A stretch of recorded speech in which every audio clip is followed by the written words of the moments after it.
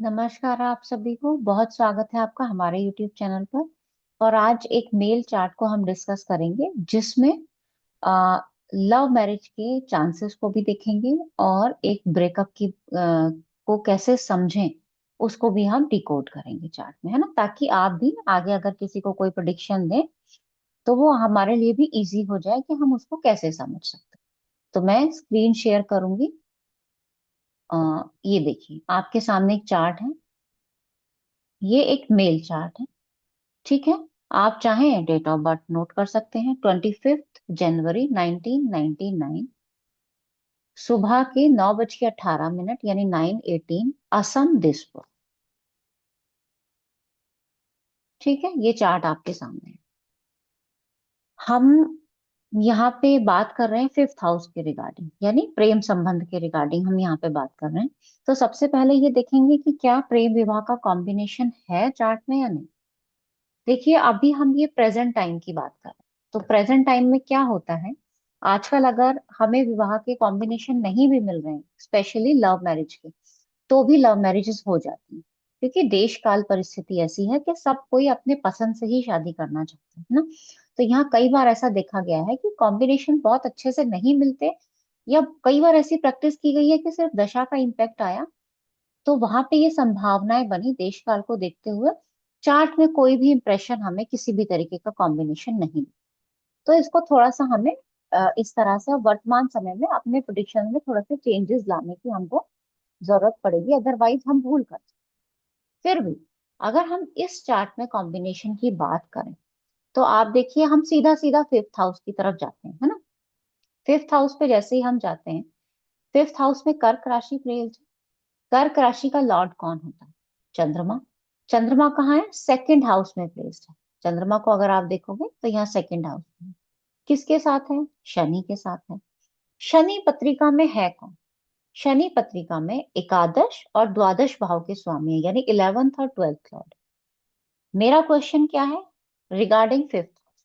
तो fifth house के सापेक्ष में शनि और चंद्रमा की प्लेसमेंट को देखूंगी, यानी मेरे मुझे फिफ्थ हाउस के रिगार्डिंग देखना है, तो उसी के अकॉर्डिंग मैं फिफ्थ लॉर्ड का जो कॉम्बिनेशन है वो किस किस हाउस के लॉर्ड के साथ है उसके एस्पेक्ट में मैं सारी पॉइंट्स को यहाँ पे नोट डाउन करूंगी।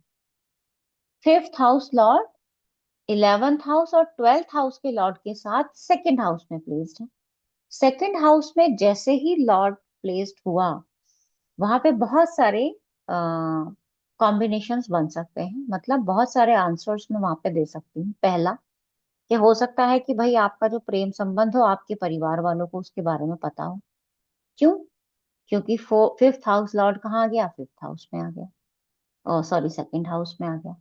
मे बी कोई पैसे के लेन देन को लेके कोई बात टूट गई हो, ऐसा भी हो सकता है। टूटना मैंने क्यों बोला? क्योंकि एक तो शनि साथ में है, वो डिले कराएगा, प्रॉब्लम्स देगा, और इसके साथ में अष्टम में देखो मंगल बैठा है, वो चंद्रमा और शनि दोनों को वहां पे दृष्टि भी देगा।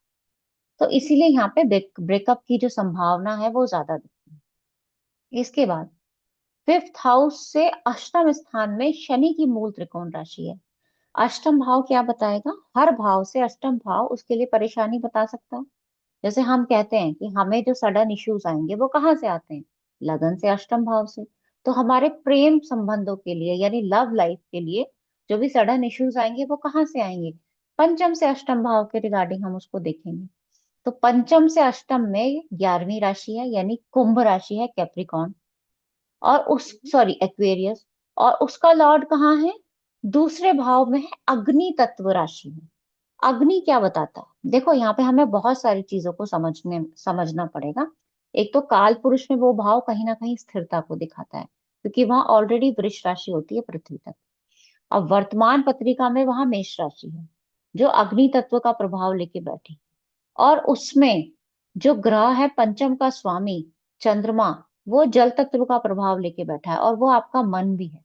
यानी आपका मन क्या है? चेंजेस करना, है ना। मेष राशि क्या बताएगी? चेंजेस के लिए जब रिक्वायर्ड हो तब चेंज करो। शनि, जो कि वायु तत्व प्रधान ग्रह है, और है कहाँ? चंद्रमा के साथ में, मंगल से दृष्ट, और मंगल की ही राशि में, यानी अग्नि तत्व प्रधान राशि में।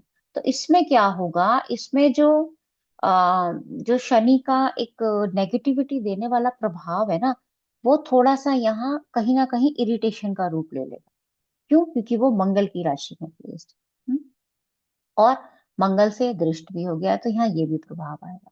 तो परिवार वाले किसी ना किसी बात को लेकर, हो सकता है वो लाभ से रिलेटेड बात हो, या कुछ ना कुछ फाइनेंस के रिगार्डिंग बात हो सकती है ना, या आप लोगों ने हमसे इतने दिनों से ये रिश्ता छिपाया उसके रिगार्डिंग बात हो सकती है। उसको लेके कहीं ना कहीं आपस में मनमुटाव है। और एक पॉइंट यहाँ क्या समझ में आएगा, पंचम स्थान के सुख की अगर बात करें, तो पंचम से चतुर्थ को काउंट करेंगे तो अष्टम भाव आ जाएगा। अष्टम भाव को अगर आप देखोगे तो वहां पे मंगल प्लेस्ड है। मंगल क्या है, कुछ ना कुछ वाद विवाद की स्थिति देगा। कहाँ पे वाद विवाद देगा? प्रेम संबंधों के सुख में वाद विवाद की स्थिति देगा। और यहाँ पे शनि की दृष्टि भी है। शनि क्या करेगा? उन वाद विवाद को छिपाने की कोशिश करेगा, क्योंकि शनि जल्दी से किसी चीज को उजागर नहीं होने देगा। तो उन बातों को ना छिपाया जाएगा। छिपाया किससे जाएगा? आपस के परिवार से, ससुराल से, मतलब होने वाला ससुराल जो भी होगा ना, लड़का लड़की की तरफ से जो भी बातें होंगी उनको छिपाया जाएगा। और बाहर की समाज से छिपाया जाएगा। समाज से क्यों छिपाया जाएगा? क्योंकि तीसरे स्थान से छठा है, यानी आपके जो आस पड़ोस वाले होंगे ना, उनसे वो छिपाने की कोशिश की जाएगी। तभी तो तीसरे से छठा होना तीसरे के लिए संघर्ष की स्थिति बनाएगा। तो हमें यहाँ बहुत सारी चीजों को समझना होगा। लग्न में मीन राशि है, तो मीन राशि वाले भी ना वैसे भी थोड़े से उनके अंदर अस्थिरता रहती है ना। जल्दी से वो एक जगह स्थिर हो जाए वो जरूरी नहीं। कहीं ना कहीं अंदर एक मन में एक थोड़ा सा ऐसा प्रभाव उन लोगों का बना रहता है।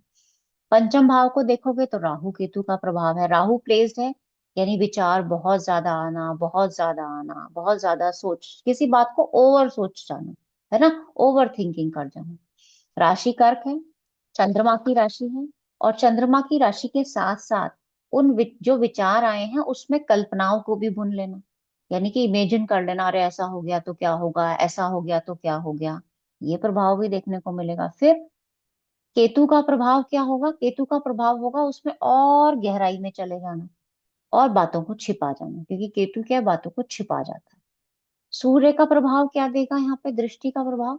सूर्य आपके अंदर कहीं ना कहीं एग्रेशन भी देगा, है ना। अगर आपके अंदर बहुत ज्यादा वो बातें चल रही हैं, तो उसके अंदर अगर एग्रेशन का प्रभाव भी आ जाएगा तो आपकी परेशानी थोड़ी सी बढ़ जाएगी। और बुध, बुध क्या करेगा? नाप तोल सोचेगा। व्यापार वाली जो बातें होती है ना, वो बुध के मन में आएंगी। अच्छा, शादी कर लेते हैं तो क्या आता है, उनको बता देते हैं तो क्या होगा, नहीं बताया तो क्या होगा। तो इस तरीके के जो थॉट्स आएंगे ना, वो बुध के कारण। तो आप देख सकते हो कि एक एक ग्रह की दृष्टि का कितना बड़ा इम्पैक्ट होता है। अब आते हैं दशाओं के। अगर मैं घटना की बात करूं तो करीबन करीबन मेरे ख्याल से ये मैंने गोचर लगाया हुआ है उस दिन का एग्जैक्ट। ये देखिए, ये 5 मई का गोचर आपके सामने लगा। ये देख रहे हैं, 5 मई। तो 5 मई की ये घटना है ना, जब यहाँ थोड़ा सा स्थिति घर परिवारों में थोड़ी सी ज्यादा खराब हुई, यानी ब्रेकअप की सिचुएशन बनी, हुआ नहीं है, सिर्फ अभी सिचुएशन बनी। 5 मई 2024 की बात। ये ये देखिए, 5 मई 2024 को अगर हम यहाँ पे दशाओं को देखें, तो चंद्रमा राहु में शुक्र की दशा थी, और ये मेल चार्ट है जिसकी मैं बात कर रही हूँ। राहु पंचम में प्लेस्ड है। महादशा नाथ को मैं नहीं ले रही, चंद्रमा है, ठीक है, हमारा आवरण उसने वैसा बनाया, हमारी परिस्थितियां ऐसी बनी। अंतरदशा नाथ राहु पंचम में है, तो पंचम का फल दे रहा है यहाँ पे। शुक्र जो कि प्रत्यंतर दशा में आया। शुक्र क्या है? स्त्री कारक ग्रह है ना। और प्लेसमेंट कहाँ है? 12वें में।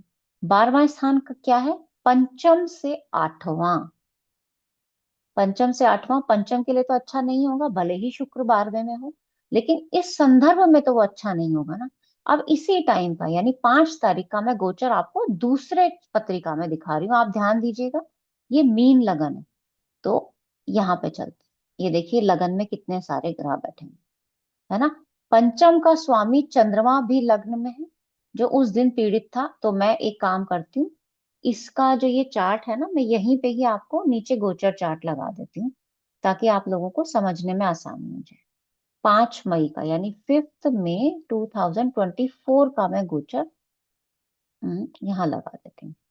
अब ये देखो, ये नीचे आपको गोचर लगा हुआ मिलेगा, गोचर कुंडली भाव 2 में।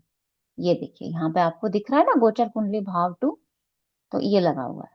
अब यहाँ पे देखिए, चतुर्थ का सॉरी पंचम भाव का स्वामी कौन है? चंद्रमा, जो कि उस दिन मंगल के साथ है, राहु केतु एक्सिस में। तो उसको पीड़ा हुई। शुक्र को देखेंगे तो ये भी उस दिन अस्त था। आप अपने स्क्रीन पे अपने साथ में लगा के देख लीजिएगा, गुरु भी यहाँ पे अस्त था, है ना। अब ग्रहों की प्लेसमेंट से थोड़ा सा समझा देती हूँ। गोचर के जो ग्रह हैं वो उनको मैं लगन पत्रिका पे प्लेस कर देती हूँ। गोचर का गुरु यहाँ था और ये कम्बस्ट है, ठीक है। शुक्र यहाँ से गोचर कर रहा है और ये भी कम्बस्ट है। सूर्य का गोचर यहाँ से था। यहाँ राहु है, मंगल है, बुध है, चंद्रमा है, यहाँ केतु है और यहाँ शनि है। ये गोचर था उस दिन का। अब आप देखो, यहाँ देखो शुक्र क्योंकि अंतर दशाओं में भी था, यहाँ आप देख सकते हो प्रत्यंतर दशा में शुक्र था, जिसके ऊपर से शनि का ट्रांजिट जा रहा है। भले ही शनि अपने भाव में जा रहा हो, लेकिन शुक्र की तो हानि करेगा ना। और यहाँ तो शुक्र कौन है? स्त्री कारक। तो यहाँ एक तो ये प्रभाव हमें देखने को मिला। और वैसे भी राहु शुक्र का जो अंतर था, चंद्रमा में राहु में शुक्र, ये षडाष्टक की दशा थी यहाँ पे। राहु जो कि अंतरदशा नाथ था, वो भी मंगल के प्रभाव से पीड़ित था। ये राहु हाल में कि खुद भी अशुभ ग्रह है, लेकिन उस वक्त अंतरदशा नाथ तो पीड़ित था ना। चंद्रमा जो कि पंचमेश है, वो अपने आप में पीड़ित है, राहु केतु एक्सिस में मंगल के साथ। शुक्र गोचर में कम्बस्ट है, सूर्य के साथ है। गोचर में शनि, शनि गोचर का ही शनि उसको देख रहा है। यहाँ पे आप देख सकते हो नीचे, ये शनि शुक्र को यहाँ पे देख रहा है ना। तो ये भी पीड़ित है। इसको मैं थोड़ा इरेज कर देती हूँ, नहीं तो कंफ्यूजन ज्यादा हो जाएगा। गोचर में गुरु उस दिन यहाँ से गोचर कर रहा था और यहाँ पे अस्त था। अब आप देख सकते हो आपके इस वर्तमान पत्रिका में गुरु लग्नेश है, जो अपने प्रयास तो करेगा रिश्तों को बचाने का, लेकिन अस्त होने की वजह से क्या उसके प्रयास सफल हो पाएंगे? भाई मैं कहती हूँ आप बीमार हो, लेकिन आपको घर का काम अकेले ही करना है, तो आप कोशिश तो पूरी करोगे, पर क्या पूरा काम कर पाओगे? अगर आपके अंदर उतनी स्ट्रेंथ नहीं है, आप थोड़े से वीक फील कर रहे हो उस दिन, नहीं कर पाओगे ना। तो लग्नेश ने भी कोशिश तो की, क्योंकि वो गोचर में थर्ड हाउस में था। अस्त होने के कारण उसके प्रयास उतने सफल नहीं हो पाए, ठीक है। शुक्र यहाँ पे था, दशाओं में भी था और शुक्र अस्त भी था। यानी बातचीत किसके रिगार्डिंग हो रही थी उस दिन? स्त्री जातक के रिगार्डिंग, जो कि उनकी प्रेमिका थी, उसके रिगार्डिंग बातचीत हो रही थी। लेकिन अस्त होने के कारण क्या कोई सॉल्यूशन निकला? नहीं निकला। सूर्य का ट्रांसिट की बात करें, वो भी यहां से था। सूर्य कौन है इस पत्रिका में? सिक्स का लॉर्ड।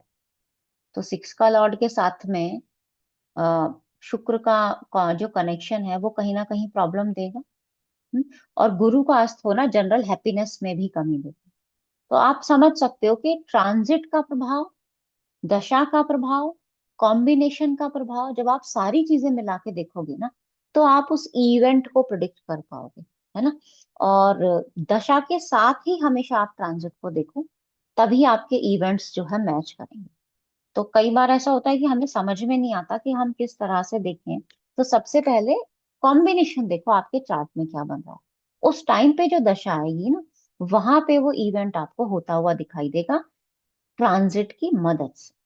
ठीक है, तो मुझे उम्मीद है आपको मैंने बहुत छोटा सा बताया, बहुत साधारण सा, क्योंकि एक साथ बताऊंगी तो कई बार ऐसा होता है कि बहुत सारी चीजें बता के और उनको समझना थोड़ा सा मुश्किल हो जाता है।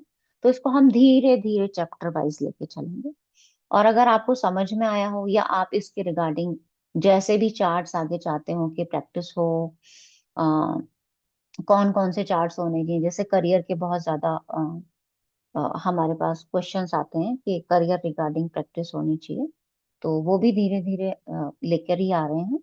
और भी कुछ आपकी रिक्वायरमेंट हो तो आप बता सकते हैं। आज के लिए इतना ही रखते हैं। बहुत धन्यवाद।